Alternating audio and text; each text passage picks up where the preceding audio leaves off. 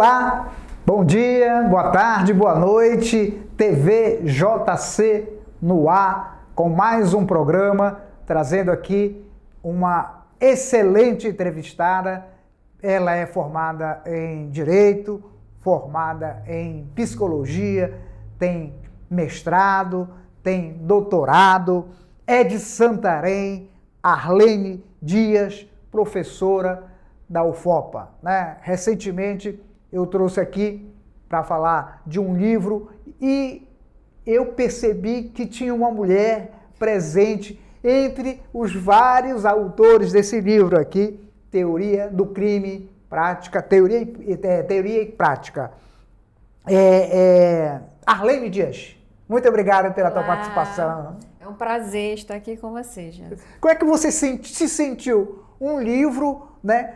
Quase todos são homens, apenas você é mulher. Pois é, então eu me senti bem lisonjeada, né? E muito feliz com o convite. Foi assim uma oportunidade excelente para mim.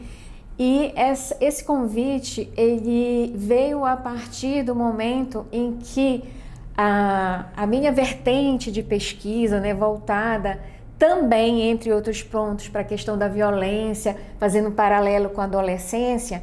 Então, achamos interessante trazer essa contribuição, porque a minha contribuição vem justamente sobre isso. É falar do adolescente que comete um ato infracional, porque quando nós estamos falando de adolescente, nós não estamos falando, se referindo a um crime, a gente fala em ato infracional.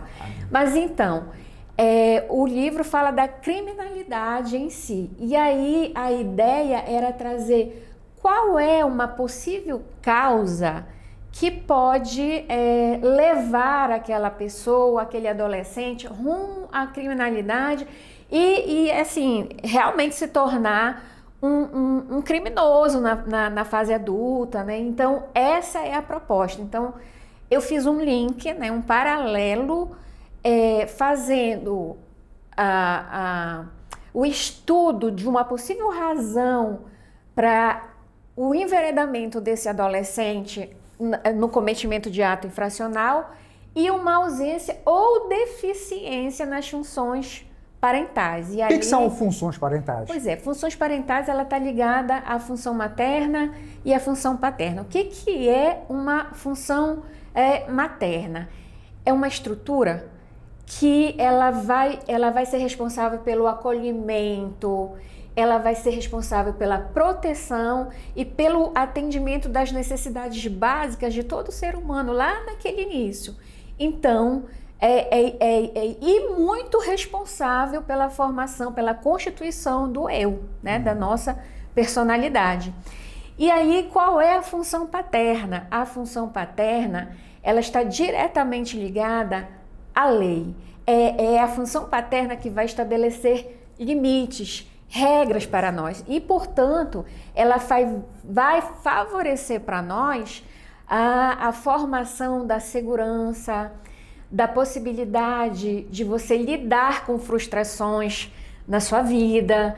É ela que vai introduzir o sujeito na cultura. Então, dito de outra forma também, é a função paterna que vai permitir a separação dessa simbiose que existe entre mãe e bebê. Então, quando o bebê percebe que ele é uma pessoa distinta da mãe, isso vem como origem a função paterna, porque é ela que vai estar lá permitindo essa separação, né? Essa separação dessa simbiose mãe e bebê. O jovem que comete um ato infracional, normalmente a ciência diz o que com relação a essa relação parental? O pai e a mãe, qual é vamos dizer assim, a porcentagem, né, de responsabilidade desse jovem ter cometido esse ato infracional? É interessante essa pergunta porque nós temos várias pesquisas que trazem possíveis razões.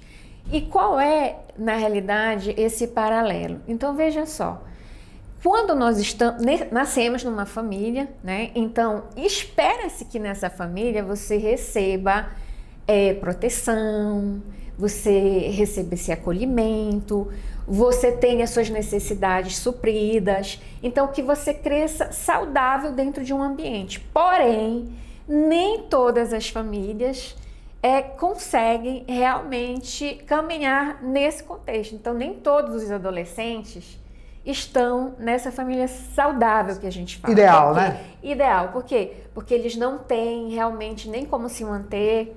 E aí entra outras questões do capitalismo. Mas o que eu quero falar é o seguinte: quando há uma falha nessa função, tanto materna quanto paterna, porque eles não atenderam essas necessidades, houve uma falha, uma ausência, este adolescente, ele vai tentar encontrar um pertencimento a um grupo.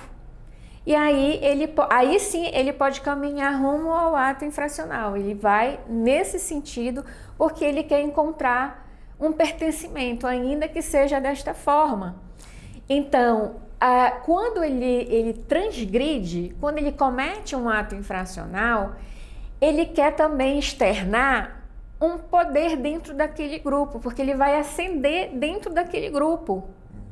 Então, é uma forma desvirtuada, porque ele não teve toda uma assistência que é realmente fornecida pelas funções parentais. Então, como ele não teve esse pertencimento dentro da família, ele vai buscar fora. E aí que há essa possibilidade realmente dele cometer atos infracionais. E aí ele vai querer mostrar poder, ele vai querer se integrar neste grupo de pessoas que cometem atos infracionais. Agora, o que é interessante é que muitas pessoas acham que função materna e função paterna diz respeito à figura necessariamente do pai ou da mãe. E não é isso. Não é só isso, não? Não é isso. Quando você fala em função materna e função paterna, é uma função. Ela não é necessariamente, por exemplo, a função materna não é necessariamente exercida pela mãe. Ela pode ser exercida por outra pessoa e que nem necessariamente é do sexo feminino. E ela também é uma confusão, porque muitas pessoas, quando falam em função materna e função paterna, elas direcionam para aqueles papéis que nos são repassados por uma cultura patriarcal, como veio bem no Código de 1916, do Código Civil que foi revogado, que dizia assim, papel do homem é o quê? É de chefe de família, o provedor, né? É o provedor, e a mãe é aquela que vai se deter aos cuidados dos filhos, da casa. Então, essa ideia, ela foi revogada, mas eu sempre digo o seguinte, o nosso novo Código Civil, que é de 2002, ele já não tem mais a ideia do chefe de família, como o Código de 16. Porém, o que a gente ainda pode dizer é que nós temos ainda assim uma cultura patriarcal, a gente ainda encontra sim essas ideias, esses pensamentos de que o lugar de mulher é ali na casa, cuidando de filho, cuidando de esposo, e a gente encontra, infelizmente, ainda... A gente encontra mulheres que desempenham o papel de pai e mãe, né? Sim. E de pai, Sim. que desempenham o papel de mãe também. Sim. E aí, muito bom esse seu gancho, porque o que vai acontecer? Como é que essa falha dessas funções parentais, em geral, acabam ocorrendo? Nós temos vários pesquisadores que realizaram estudos em relação justamente a essa dinâmica familiar. E assim, grande parte desses pesquisadores, como o Manzotti, o Arpini, eles concluíram que grande parte dessas famílias são chefiadas, né, são levadas a cabo, né, pela mulher. Por quê? Ou porque elas foram abandonadas, ou, quem sabe, viúvas, mas elas estão ali. Em geral, foram abandonadas pelo pai. E aí a gente também não pode generalizar e dizer que todo pai vai abandonar uma mulher. Mas essas pesquisas demonstram que essas mulheres vivem em famílias monoparentais, ou seja, no caso, a mulher e os seus filhos. Então, e muitas delas precisam também da ajuda dos filhos para também conseguir mantimento. E aí a gente vai entrar numa outra questão que não está necessariamente voltada aqui para dentro desse estudo, né?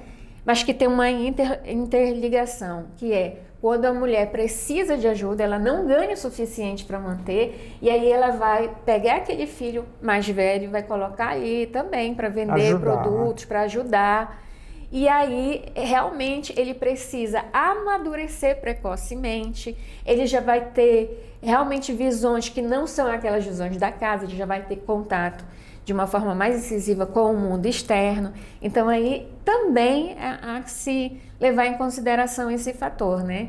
Então, essa ideia, ela vem muito atrelada também na dinâmica familiar de muitos desses jovens que realmente não têm, por exemplo, a figura e a função paterna ali presente. Professora, fazendo esse estudo, fazendo essa pesquisa da relação parental e criminalidade, né? Qual foi o dado, qual foi a informação e que eu gostaria que a senhora fornecesse para o nosso telespectador, para o nosso internauta, que te chamou mais atenção e que as pessoas às vezes não conseguem enxergar? Né? Um dado interessantíssimo, puxa, mas esse elemento que realmente acontece, mas que as pessoas não conseguem enxergar. Sim, isso é interessante, porque não basta a gente se restringir a falar que houve uma falha aqui dessas funções, seja pela ausência do pai ou alguma outra situação. Mas veja só, quando essas funções falham, a gente tem que observar como é que esses pais, porque em geral os pais aqui estão exercendo essas funções, né, mas não necessariamente, como é que esses pais chegaram até lá na figura do exercício dessa maternidade, dessa paternidade? Porque eles já foram filhos.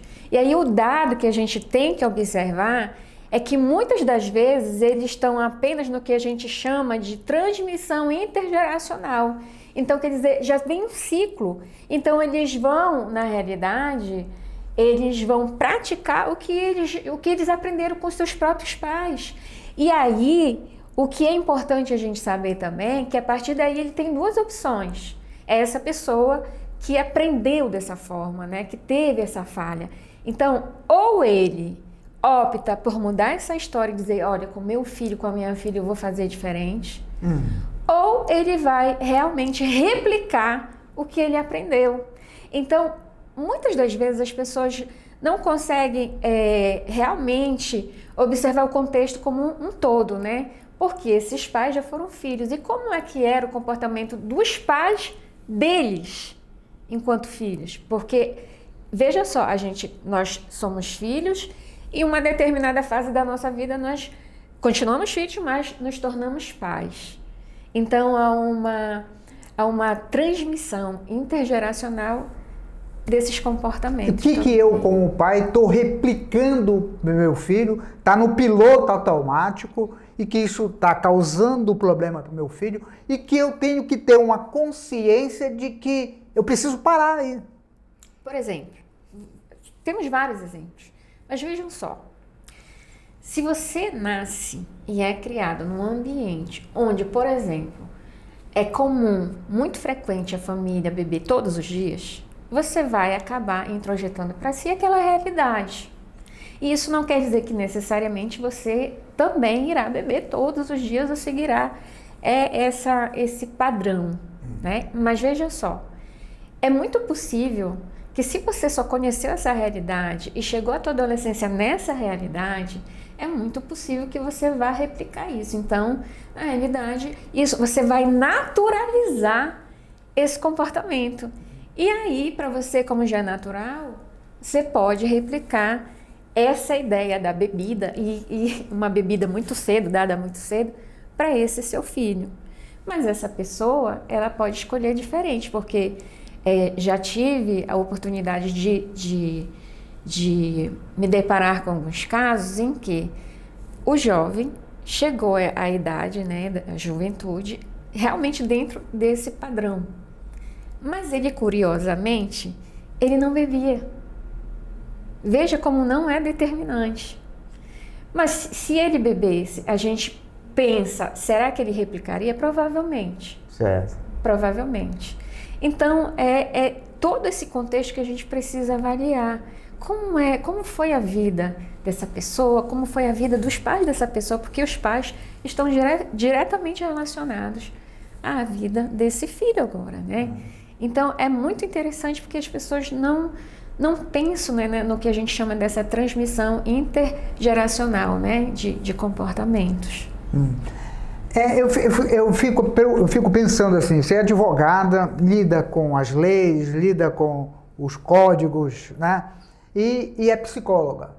Como é que eu faço, eu, advogado, né, e psicólogo ao mesmo tempo, faço para contabilizar, para harmonizar essas duas coisas? Principalmente porque o advogado, ele procura logo o código, ele não quer nem saber, não quer analisar a questão psicológica, por exemplo, o que há de fundo nisso aí, contextualizar, e está olhando mais quanto vai ser a pena, qual o código que ele infringiu, que o meu cliente infringiu, como é que se faz para contabilizar? Isso, principalmente, eu digo de respeito, por exemplo, um juiz, Sim. um magistrado, Sim. precisa ter essa visão de psicologia, de comportamento, essa visão comportamental dentro, antes de colocar a pena lá a serviço da lei, a serviço do tribunal? Excelente pergunta.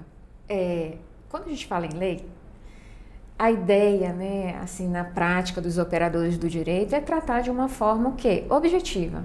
Isso. Então, quando você vai numa sala de audiência, quando você entra nessa sala, a gente vai tratar de provas, de depoimentos, objetivamente falando. O juiz não vai chegar para você e dizer assim, como é que você está hoje? Você está bem? Você chorou hoje? Como é que tem estado na sua semana? Ele não dificilmente fará essa pergunta, né?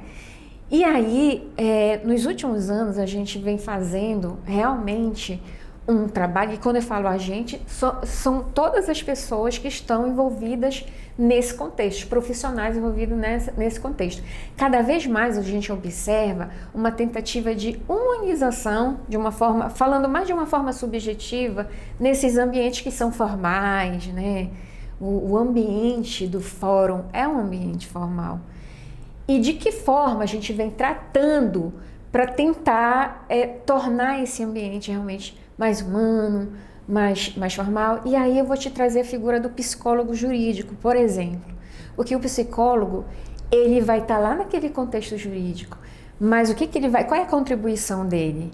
Ele vai procurar saber exatamente como é que está, por exemplo, o processo mental dessa pessoa. Então, é esse profissional que, por exemplo, vai dar elementos para o juiz.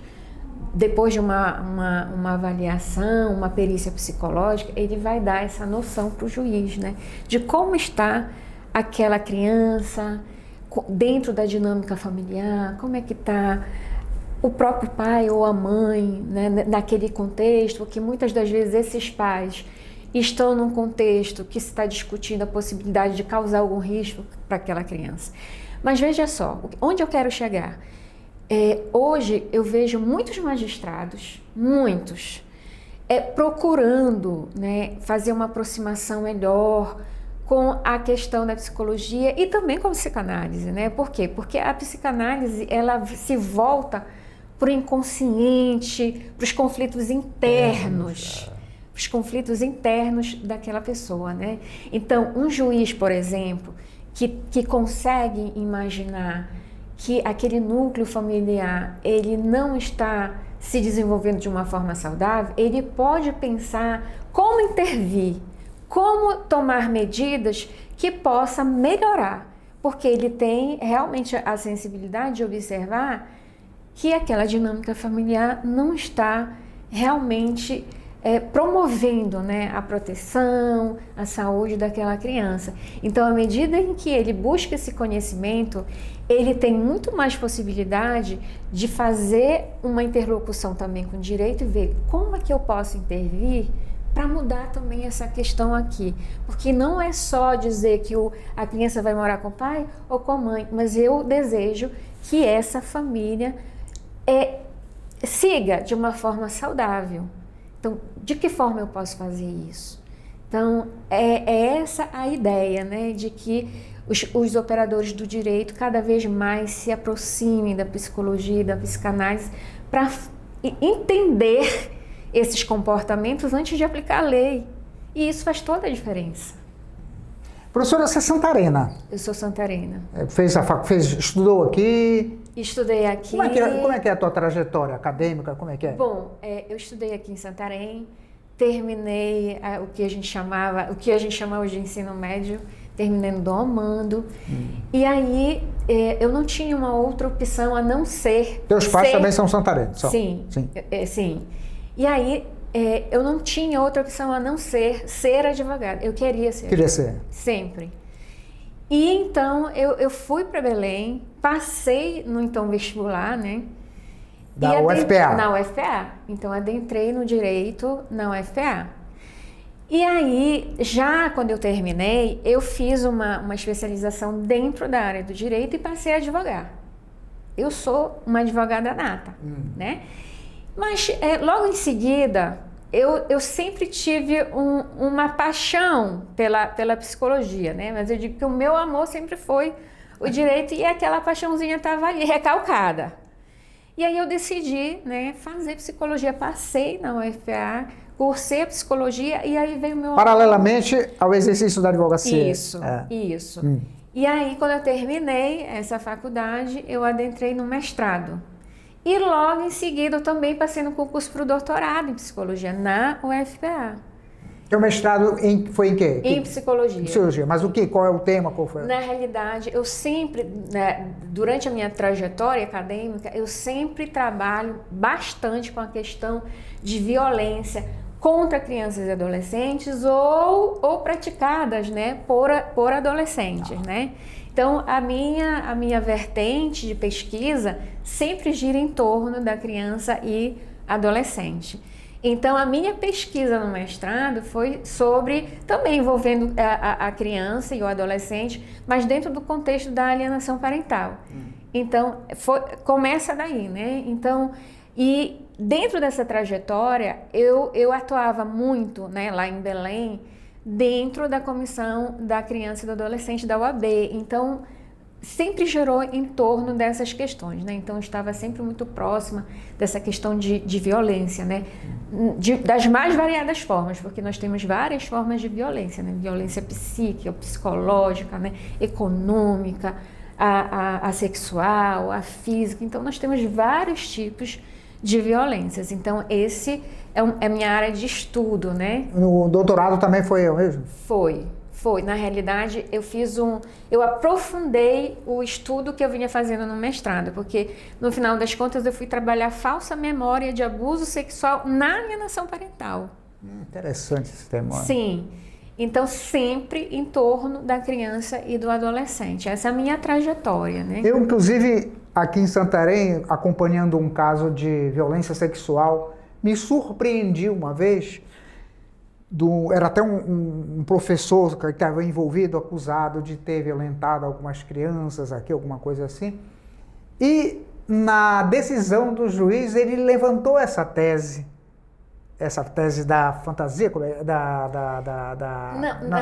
falsa memória? Da falsa memória, da né? Falsa memória. Da falsa memória, exatamente.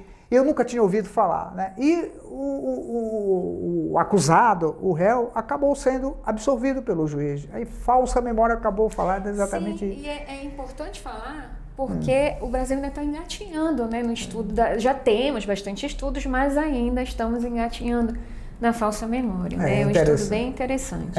Agora, Arlene, uma coisa que me chamou a atenção também é essa tua militância em relação às crianças, adolescentes e essa ligação que tu faz com o direito aí. Qual é o teu posicionamento em relação ao ECA, ao Estatuto da Criança e Adolescente, que é criticado por um determinados segmentos da sociedade, por ser muito brando, ser muito bonzinho, de passar a mão na cabeça da criança, principalmente do adolescente infrator, né? E, por outro lado, outros têm os defensores ferrenhos do Estatuto. Qual o teu posicionamento em relação a isso? Veja só, o ECA em si, ele é referência mundial. O nosso ECA É. é referência mundial. Mas eu entendi que a crítica está voltada para a questão do ato infracional, das medidas socioeducativas que são cometidas por adolescentes. Inclusive, tem um debate muito forte sobre a possibilidade, né, de reduzir a maioridade penal para os 16 anos. Veja só, o que eu penso? Nós vemos muitos adolescentes cometerem atos infracionais que chocam muito e causam revolta. E aí, o que as pessoas, nesse sentido de dizer, não, temos que reduzir, elas falam, bom, nessa idade já tem consciência, né, dos seus atos e tal, não que eles não tenham realmente a ideia do que eles fizeram é muito ruim, eles têm essa ideia, tá? E que a possibilidade de ter uma punição levaria, então, a uma redução. Isso. Mas, na realidade, olha só como é que eu penso. Você, à medida que pensa em reduzir a maioridade para 16, você está tratando uma consequência de o adolescente praticar atos infracionais que são inadmissíveis socialmente, né? Mas você não tá tratando a causa. Porque, veja só, vamos supor que seja reduzida e que os adolescentes, então, passem a responder com punições mais severas. Ele vai ser mandado para a penitenciária. Certo. O nosso sistema, ele não tem estrutura, ele não vai ressocializar. Ele vai, na realidade, transformar uma faculdade ali, né? Onde a pessoa que sabia isso do crime, agora ela vai aprender mesmo. Então, a questão é que a gente não vai tratar realmente as razões, vai tratar essa falta de um olhar da desigualdade, né, social. E eu também falo o seguinte, essa questão da desigualdade social, dessa diferença de classes, veja só, o que eu entendo? Ela não é determinante para que aquele adolescente cometa um ato infracional. Inclusive, se assim fosse, nós não teríamos jovens hoje de famílias abastadas cometendo, por exemplo, crimes contra o cachorro-orelha, por exemplo. Né? Então, ela não é determinante. Mas penso que reduzir não vai solucionar. Não vai, porque a gente não tem nem estrutura para já alojar o que já tem ali. E aí, como é que seria, então, fazer esse alojamento? E como seria essa questão da ressocialização? Porque eles vão sair de lá, não existe prisão perpétua. Eles vão sair de lá, mas eles vão sair ressocializados? Não, eles não vão. E se a gente for fazer um paralelo, por exemplo, com legislações alienígenas, né, os Estados Unidos, por exemplo, né, que a gente fala que é fora do Brasil, no direito a gente fala de alienígena, né? Então, veja só, se penas severas pudessem realmente evitar o cometimento de crimes, nós não teríamos lá, por exemplo, várias pessoas no corredor da morte. Então, é um debate que vai muito além de dizer, não, eles têm plena consciência do que estão fazendo. E eles sabem que é errado, eles sabem disso. Mas a questão é saber, nós temos possibilidade de fazer isso? Isso vai resolver o nosso problema? Porque, de repente, a gente está aumentando o nosso problema. Então, uma questão... aliás, nós temos várias PECs, né, em andamento, e um dos empecilhos é que os magistrados, os juristas entendem que essa questão da maioridade que está prevista no 228 da Constituição... Ela seria uma cláusula pétrea, portanto, ela não tem como ser mudada, é uma cláusula pétrea. E isso é um empecilho também, porque os juristas que entendem dessa forma dizem, não tem uma cláusula pétrea, não tenho como mudar. E outros dizem, não, mas aí a gente tem que fazer alguma coisa, tem que reduzir mesmo, a gente vai conseguir acabar com esses atos infracionais, porque eles vão ter medo de cometer e a gente vai acabar. Não, eles não vão ter medo. É um debate... É um debate muito, muito complexo, né? Muito complexo, muito espinhoso, né? Muito E inspirante. principalmente na época de eleição, que essa coisa surge mais, né? Entra em ebulição por conta da maioridade, né? Ah, não, vamos implantar isso, né? Ideologicamente as pessoas se posicionam também pela questão da criminalidade, menos 16 anos, mais 16 anos. Enfim, é um debate que em anos como esse, de 2026, eles sempre vão surgir. Sim, né? sempre. Professora, Sempre. muito obrigado pela sua presença e eu quero a senhora de novo aqui para a gente debater outros assuntos, principalmente que eu estou sabendo que você fez outros livros, né, para a gente Sim. conversar também para as suas obras, para conversar sobre os seus outros trabalhos aqui. Muito obrigado pela sua participação. Também. Não, eu que agradeço. Muito obrigada. Obrigado você pela audiência, obrigado.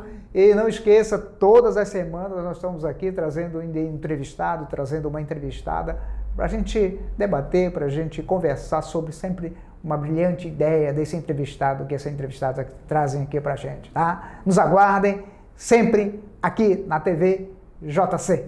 Tchau!